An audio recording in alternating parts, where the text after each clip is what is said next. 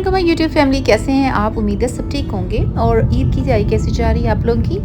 मेरी भी ईद की तैयारी बस ठीक ही जा रही है और बस ऐसे ही बिज़ी बिज़ी और काफ़ी ज़्यादा चीज़ें चल रही होती हैं और टाइम नहीं होता कि बंदा जाके बहुत ज़्यादा घंटों शॉपिंग में ही लगा दे। 1-2 घंटे के अंदर अंदर डिसाइड करना होता है कौन सा आउटफिट लेना है, कौन सी चूड़ियाँ, मेहंदी, एवरीथिंग जो भी है। और वो मैंने पहले से सोच रखा होता है कि मुझे कहाँ से क्या चीज़ लेनी है। और ये वेल प्लान्ड अगर चीज़ हो तो आपके घंटों ज़ाया नहीं होते।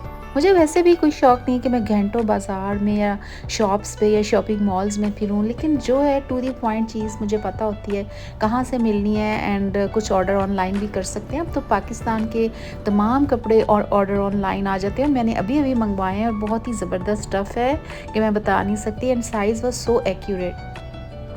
और इसके अलावा यहाँ पे अभी मैं आई थी टारगेट और सीवीएस से कुछ लेना था। सीवीएस यहाँ का जो है, जैसे पाकिस्तान में मेडिकल स्टोर कहते हैं ना, इस तरह से यहाँ फार्मेसी है। तो ये है देश का चिकन। मैंने तो नहीं खाया, अलबत्ता मैं आपको ये ना दिखा रही थी। हम ग्रोसरी भी करने गए हुए थे।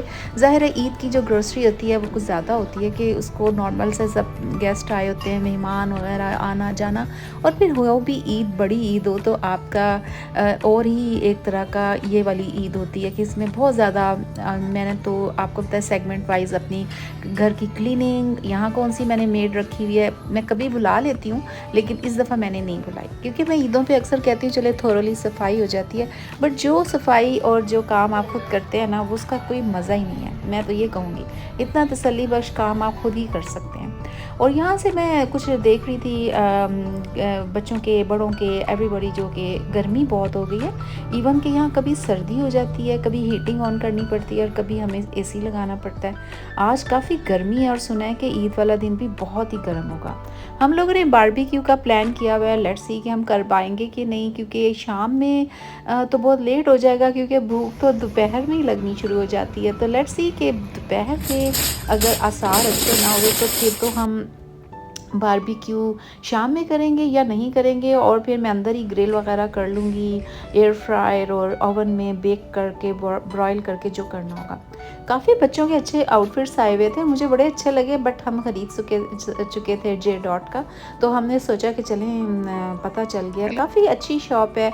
बस कभी यहाँ पर चीज़ें मिल जाती हैं, कभी नहीं, तो वर्जीनिया वगैरह में चले जाएँ जहाँ पे ज़्यादा पाकिस्तानी रहते हैं, जैसे न्यूयॉर्क, न्यू जर्सी में भी और वर्जीनिया साइड पे भी, ईस्ट कोस्ट पे ये जो सिटीज़ हैं, यहाँ पे आपको पाकिस्तानी स्टफ़ बहुत अच्छा मिल जाता है। और यूके में भी काफ़ी जगह। यूके तो मैं जब देखती हूँ ना, तो मुझे, मेरी सिस्टर होती हैं तो मैं कहती हूँ आपको कितनी आसानी है। खैर मैंने ये तो फिर मैरिनेशन करके इस तमाम, जो आपको पता है कि कुर्बानी तो पाकिस्तान में ही होती है, बट हम यहाँ अपनी ईद चिकन मीट वगैरह एवरीथिंग ला के उसको ईद की, तो ये होता है कि यहाँ पर ईद ज़रा डिफरेंट होती है। जिन लोगों के बहुत ज़्यादा फैमिली मेम्बर्स एक ही स्टेट में रहते हैं, वो तो लोग आके मिल लेते हैं आपस में एक दूसरे से, और जो होते हैं दूर दूर, वो अपने घरों में ही ईद मनाते हैं। हर एक को यहाँ पे एक ही छुट्टी होती है, कुछ ज़्यादा छुट्टियाँ नहीं होती हैं कि हम कहें कि 4-4 दिन ईद मनाई जा रही है। बहरहाल यहाँ पे इस तरह से था। फिर मैंने कुछ चीज़ें ख़रीदी और मैं घर को गई, और मैंने दोबारा से क्लिप इसलिए लगाए कि मेरे पास टाइम ही नहीं था कि मैं मज़ीद क्लिप्स बनाती। इतनी जल्दी जल्दी इतना का सब कुछ करना, और वो भी आप अकेले हों, तो फिर ये होता है कि एक जो ख़ातून खाना होती हैं, वो घर में ज़्यादा काम उनको पता होता है। तो मैं क्या करती हूँ, सेगमेंट वाइज अपनी चीज़ों को ख़त्म कर लेती हूँ, और मुझे वो टेंशन नहीं होती कि अब क्या करना है, अब क्या करना है। ये नहीं है कि आपके हाथों के तोते उड़े हों और आप ईद मना रहे हो। आपने भी ईद मनानी है, ये नहीं कि किचन में ही खड़े रहना है। तो इस दफ़ा तो मैंने सोचा हुआ है कि किचन में कम खड़े होना है और ज़्यादा हमने एंजॉय करना है, और फूड को भी एंजॉय करेंगे, बारबेक्यू, ग्रिल, जो भी आप करना चाहते हैं। इस तरह से प्लान करें ख़ातून खाना कि अपनी भी लाइफ को एंजॉय करें। हर वक्त कुकिंग करना और किचन में रहना, ये भी कोई इतना मज़े की बात नहीं है।